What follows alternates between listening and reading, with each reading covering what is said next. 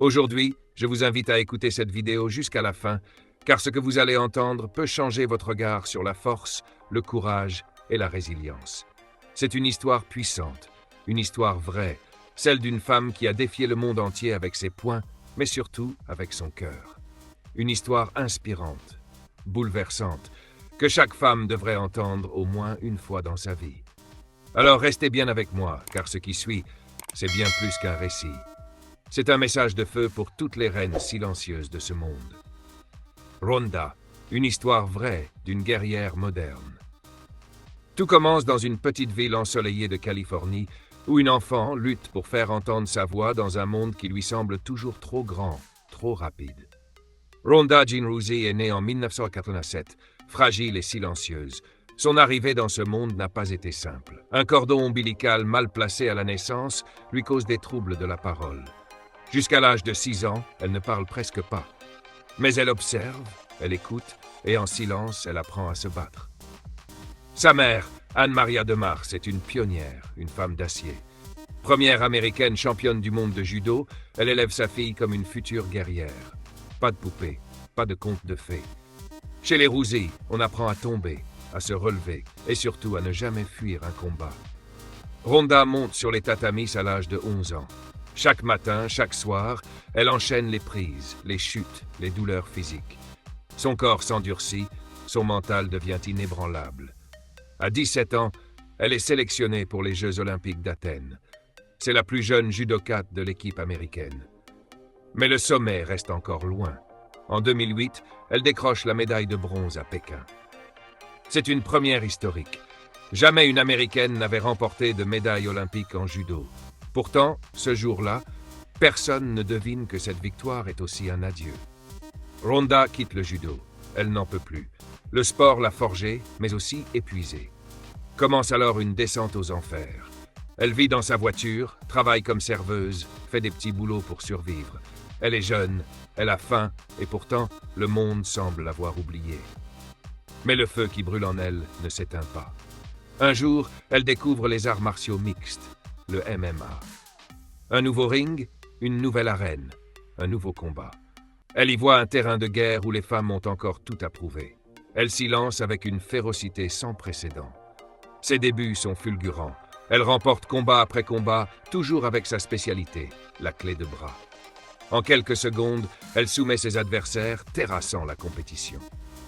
Elle devient championne de Strikeforce, puis, lorsque l'UFC, la ligue la plus prestigieuse du MMA, décide enfin d'ouvrir une division féminine, Rhonda en devient le visage. Non seulement elle est la première championne féminine de l'UFC, mais elle défend sa ceinture à 6 reprises, avec une dominance qui fait d'elle une légende vivante. Elle devient une star mondiale, une icône féminine, un symbole de puissance. Mais le règne n'est jamais éternel. En 2015, Holly Holm, ancienne championne de boxe, l'affronte et la foudroie. Un coup de pied à la tête et tout s'effondre.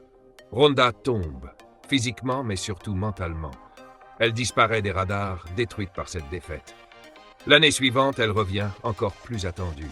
Mais Amanda Nunes, l'une des combattantes les plus féroces de sa génération, l'écrase en moins d'1 minute. Rhonda comprend que son temps dans la cage est terminé. Elle quitte le MMA. Et avec courage, elle se reconstruit. Mais Rhonda n'est pas une femme qui reste dans l'ombre. En 2018, elle surprend tout le monde en rejoignant la WWE, le monde du catch professionnel. Là, elle impose sa force, son charisme et devient une nouvelle fois championne. Elle participe à des événements majeurs, s'impose dans un univers dominé par des icônes du divertissement et offre à son public une autre facette d'elle-même, celle d'une showwoman, d'une actrice du ring, toujours aussi explosive. En parallèle, elle écrit. Elle publie son autobiographie, où elle raconte tout, la douleur, la gloire, les larmes, les sacrifices. Elle y parle aussi de ses faiblesses, de ses pensées suicidaires après sa défaite et de sa lente renaissance. Sa parole est vraie, brutale, humaine. Elle touche parce qu'elle est sincère. Elle devient mère, épouse, femme libre.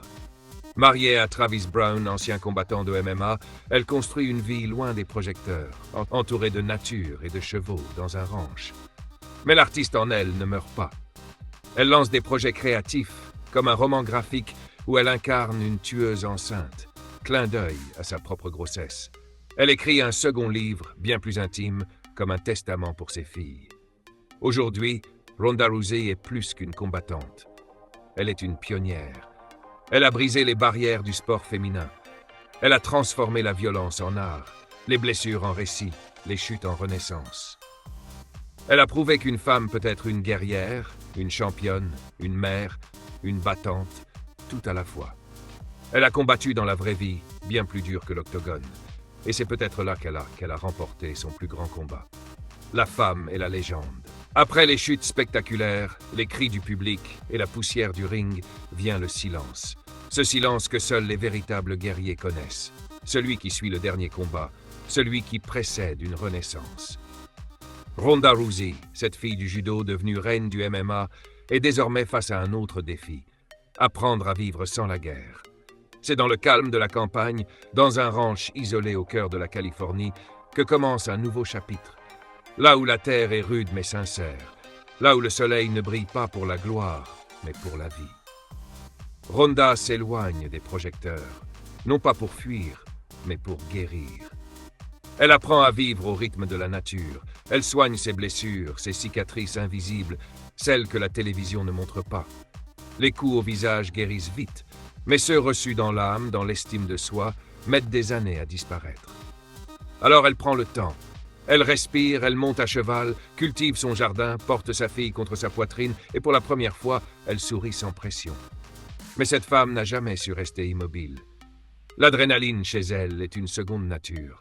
Elle sent en elle l'appel du récit, du partage, de la création. Après avoir conquis les rings, elle veut maintenant conquérir les cœurs, les esprits.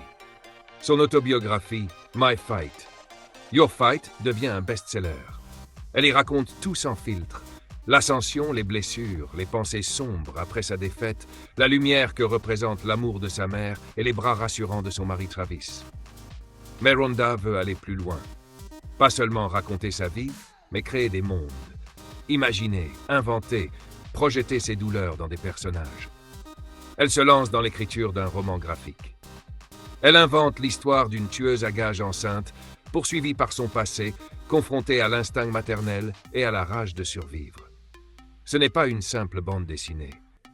C'est un miroir, un reflet de ce qu'elle fut, une femme qui porte en elle à la fois la vie et la mort, la douceur et la brutalité, la peur et le courage.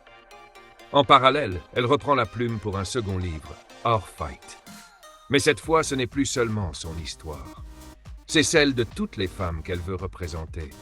Des femmes qui tombent, qui doutent, qui souffrent, mais qui se relèvent. Elle parle de sa maternité, de ses fausses couches, de sa culpabilité, de ses combats intérieurs. Elle écrit pour ses filles, pour qu'elles sachent que la force ne se mesure pas aux muscles, mais à la capacité de se relever encore et encore, quand tout semble fini. Et pourtant, la lumière des caméras la rappelle. Pas pour un combat, mais pour des rôles. Elle apparaît dans des films d'action.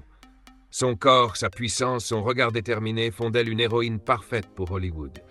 Elle joue dans The Expendables 3, Furious 7, Mile 22. Mais là encore, elle veut plus que de l'action. Elle veut du sens.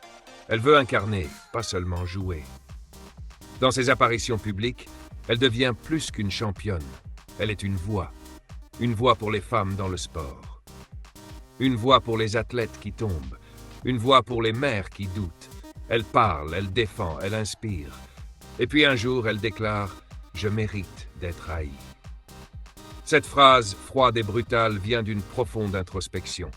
Elle ne veut pas plaire à tout le monde. Elle veut être vraie. Elle sait qu'elle a été dure, arrogante parfois, cruelle même.